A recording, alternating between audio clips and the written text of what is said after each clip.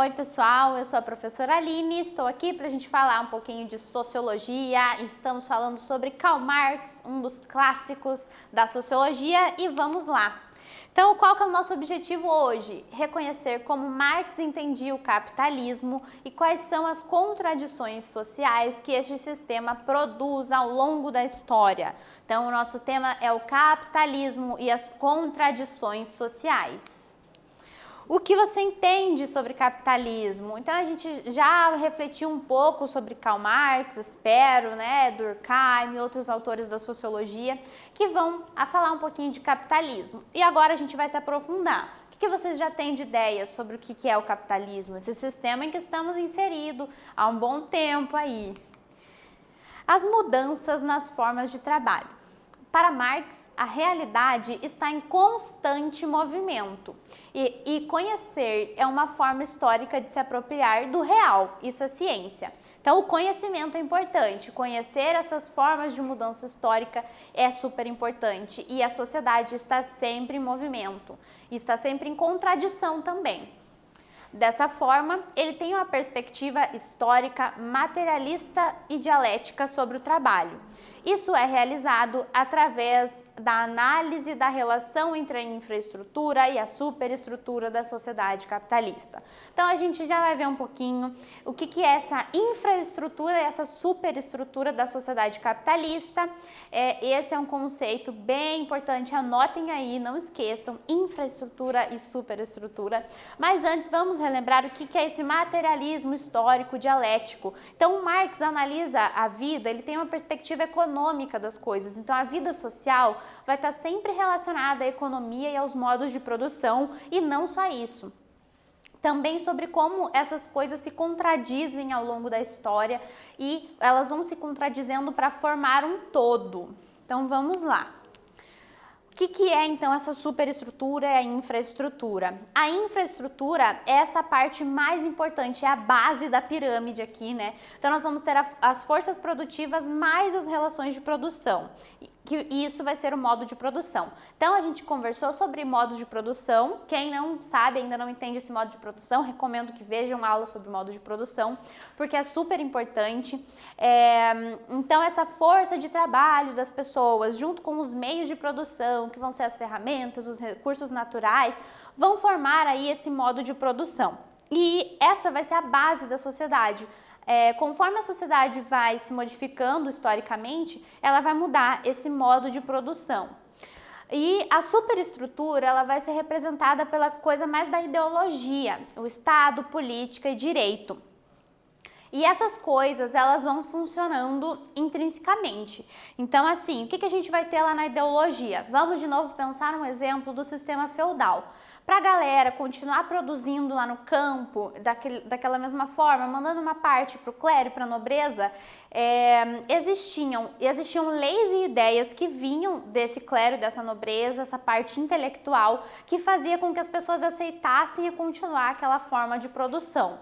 E a mesma coisa vai acontecer de formas diferentes aqui na nossa sociedade capitalista. Então, a gente continua tendo um meio de produção, uma força de produção, um modo de produção, que vai ser a base, e além disso a gente vai ter uma superestrutura que vai vir da ideologia, das leis e etc, que vão fazer com que esse modo de produção continue operando. E já vamos de atividade. Segundo Karl Marx, o modo de produção da vida material condiciona o desenvolvimento da vida social, política, intelectual em geral. Explique com as suas palavras o que Marx quis dizer com suas ideias. Então agora é com vocês.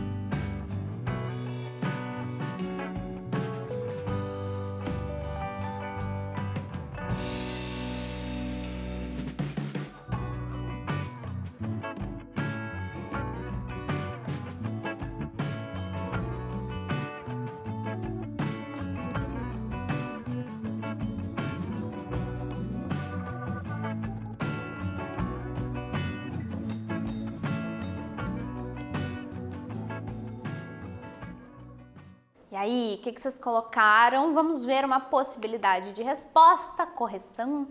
Essa ideia evidencia os postulados do materialismo histórico, no qual os aspectos materiais da sociedade, então infraestrutura são os aspectos materiais da sociedade, e elas influenciam as instituições, família, Estado e religião, que fazem parte da superestrutura. Então, lá na superestrutura, a gente vai ter essas instituições que vão formulando os ideais da sociedade, né? Então, a família, o Estado, a política, a escola, esses meiozinhos, a religião, que vão formando essas ideologias que estão na sociedade. E o modo de produção está na forma mais base da pirâmide social. Trabalho geral e trabalho particular. Vamos para mais uma ideia aqui de Marx sobre o trabalho. Dentro da teoria do materialismo histórico dialético, o Marx diferenciou o trabalho em geral e o trabalho particularizado em suas formas históricas. O que é o trabalho em geral? O trabalho em geral é toda atividade que se relaciona à humanidade à natureza.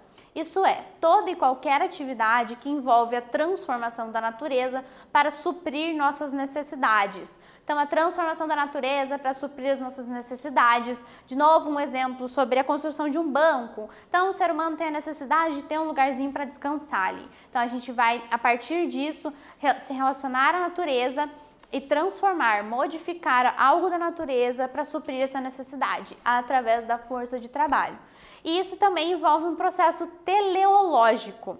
Teleológico, guardem essa palavrinha também diferente, né? Primeiro pensamos, concebemos mentalmente a atividade e depois a realizamos. Então, o que é um processo teleológico? Que nós intelectualmente vamos pensar em como se realiza aquele trabalho para depois fazê-lo fisicamente, materialmente. Trabalho específico ou particular. Então, próxima forma de trabalho aqui, né? Cada sociedade é marcada por um tipo específico de organização do trabalho e Marx concentra sua análise nessas formas históricas do trabalho, particularmente no trabalho assalariado. Para Marx, o trabalho assalariado é uma manifestação histórica da organização do capitalismo como sociedade. Então, assim, a gente vai ter o trabalho geral, que sempre tem alguém modificando a natureza. Mas a gente vai ter diferentes formas particulares dessa modificação da natureza. Então, a gente já falou daquele modo feudal. E agora a gente vem para o modo capitalista, que é baseado no trabalho assalariado. Então, trabalho assalariado, quando a gente vende a nossa força de trabalho, e a partir disso a gente recebe um salário, né? Então, o trabalho assalariado é simples. Não é só necessariamente quem está lá com a mão na massa, trabalhando, apertando parafuso, construindo banco. Nós que estamos fazendo outro tipo de trabalho também temos um trabalho assalariado, né? Então, eu lecionando essa aula e todas as pessoas que estão fazendo uma força de trabalho aí, recebendo a partir disso, né? É um trabalho assalariado. E para Marx, né, isso é uma manifestação histórica da organização do capitalismo como sociedade. Então, uma característica maior do capitalismo é esse trabalho assalariado. Então, a gente não troca mais uma coisa por outra coisa, né? Então, a gente não está trocando uma alimentação aqui por uma lei, né? A gente está trocando tudo por dinheiro, pelo capital, o capitalismo. E a formação do capitalismo. Vamos ver então para o Marx como que vai surgir esse capitalismo, né? O capitalismo se tornou o modo de produção dominante a partir da Revolução Industrial. Então, fim do sistema feudal, fim do absolutismo, fim não, né? É um processo que vai acontecendo, mas a Revolução Industrial vai acontecendo, né? A gente vai ter o surgimento de tecnologias, de materiais, indústrias. Esse vai ser um grande processo que se inicia lá na Inglaterra. E o seu início, o início do capitalismo, é chamado por Marx de acumulação primitiva de capital, que transformou as relações de produção existentes até então no campo. Antes eram camponeses proprietários, agora são trabalhadores assalariados. Então vale lembrar que o Marx está exatamente nesse contexto de que a Revolução Industrial está acontecendo, está surgindo. E ele vinha de uma religião ali na Prússia que o capitalismo não foi surgindo de uma forma tão positiva quanto aconteceu na Alemanha, na Inglaterra. As coisas foram bem brutas ali nesse momento. E ele vai falar sobre como que a burguesia, essa classe mais alta, vai tomar as relações de produção, as terras desses camponeses, que eram camponeses proprietários, para que essa galera virem os trabalhadores assalariados. Aí a burguesia já vai ter ali o dinheiro, né, os meios para fazer as suas indústrias e já vai ter a mão de obra também. Formação do capitalismo. E como o capitalismo se expandiu? O capitalismo prosseguiu em seu processo de acumulação com a multiplicação de centros comerciais existentes nas cidades, os burgos, e através do capital mercantil, as grandes navegações e descobrimentos. Então pensem, né, que estamos falando desse período aqui das grandes navegações, inicia o mercantilismo, esse comércio entre outros lugares, né? Então o capitalismo está surgindo e se expandindo nesse momento com o mercantilismo e com os centros comerciais. A gente começa a ter os burgos, que vão ser as cidades, daí vem o nome burguesia, né? E a galera vai se juntando todo no centro, no meio urbano. Depois da indústria, o comércio passou a ser a atividade mais importante da burguesia inglesa. Então, como baixar cada vez mais os custos da produção? Através do uso de máquinas nas indústrias da burguesia e na formação do trabalhador assalariado, o proletariado. Então daqui vai surgir esses conceitos mais conhecidos do Karl Marx, burguesia e proletariado. A burguesia representa essa classe mais alta e o proletariado, a classe mais baixa, os trabalhadores braçais. A Revolução Industrial marca o início do capitalismo que colocou tudo a seu serviço, ou como diziam Marx e Engels, tudo que era sólido se desmancha no ar. Então, essa é uma frase super bordão aí do Karl Marx. Então, surge a Revolução Industrial, tudo que a gente conhecia como modo de produção, puf, desmancha no ar. Atividade. Explique com suas palavras como ocorreu a formação do capitalismo e escreva um parágrafo em seu caderno identificando a qual fase do capitalismo a obra de Marx está associada. Então, com vocês novamente.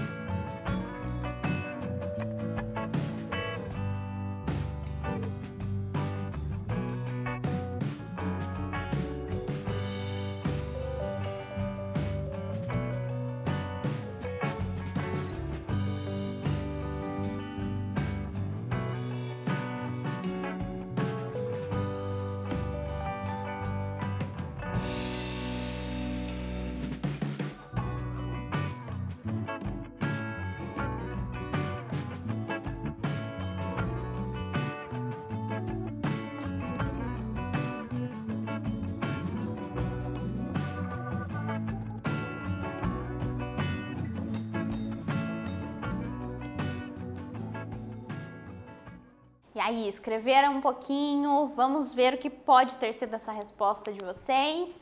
O capitalismo surgiu com a Revolução Industrial, porém, antes deste evento histórico, ele passou por outras fases, como a acumulação primitiva do capital e o capitalismo mercantil. A obra de Marx está associada à fase pós-Revolução Industrial.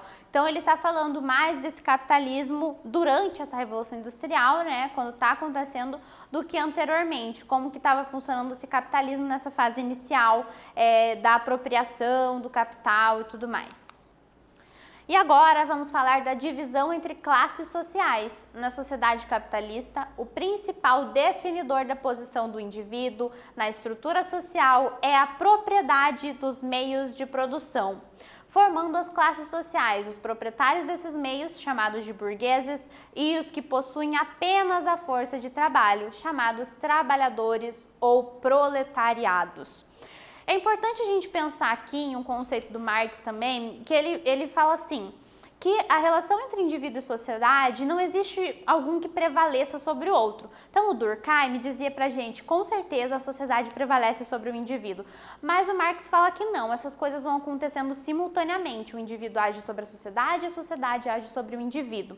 Porque assim, os indivíduos têm as suas escolhas, mas constroem a sua história a partir do que os antepassados já deixaram, a partir do que a sociedade já estava acontecendo. Então a gente não escolheu partir de algum lugar. Então, a gente até consegue agir sobre a sociedade, mas a partir do que nós já temos, né? E aí ele vai dizer, vai chegar nesse foco dessa divisão entre as classes sociais, que vão ser as classes burguesas e o proletariado, burguesia e proletariado. Burguesia é quem? Quem detém os meios de produção, então o dono da indústria é o dono das ferramentas de produção. E a gente vai ter quem só tem a força de trabalho e precisa vender essa força de trabalho para o seu sustento. O capital. No capitalismo, a maioria dos indivíduos vende a sua força de trabalho, sujeitando-se ao capital, esse poder produtivo, financeiro ou em serviços. Para Marx, o capital resulta das relações desiguais no processo de divisão da riqueza produzida. Sua característica mais importante é que ele sempre pode ser convertido em mais e mais e mais capital. Então, o foco do capitalismo para o Marx é sempre esse acúmulo de riqueza. Mas vocês lembram que o Marx também disse que o mundo é sempre contradição, tudo é uma grande contradição. E aqui é um exemplo. Significa que, se alguém está acumulando muita riqueza, precisa ter alguém numa grande miséria. Essa era a grande análise do Marx. Para refletir, como é o sistema capitalista na atualidade? Ele possui antagonismos de classe? Como se estruturam as desigualdades? Então, vocês acham que acontece isso? Existe esse antagonismo? Existem classes muito altas e classes muito baixas? Como que vocês pensam sobre isso, né? Como que se estruturam as desigualdades? A existência dessas classes muito altas, estão detentoras de muitos bens, enquanto outras não têm nada para vender, nada possuem nada, né? Será que isso vai estruturar a desigualdade? Como que acontece hoje em dia, né? A gente já não está mais naquela fase da Revolução Industrial. Será que isso evoluiu ou não? O que vocês pensam sobre isso? E vamos retomar, então, lembrando do que o Marx nos contou. Pode-se, no pensamento de Marx, compreender o antagonismo complementar que se encontra nas relações de classe, na luta por interesses diferentes que disputam a riqueza acumulada no processo produtivo. Essas são as contradições do capitalismo. Então, essa grande contradição é que a gente vai ter essa força detentora dos meios de produção versus o proletariado, que vai ter só essa força de trabalho. E todo mundo ali num conflito para deter esses bens e essas riquezas da humanidade. Então, mais algumas ideias aí do Karl Marx, espero que vocês tenham gostado, entendido bem. Procurem mais sobre esse tema que é muito importante na sociologia. E é isso, gente. Bons estudos. Tchau, tchau.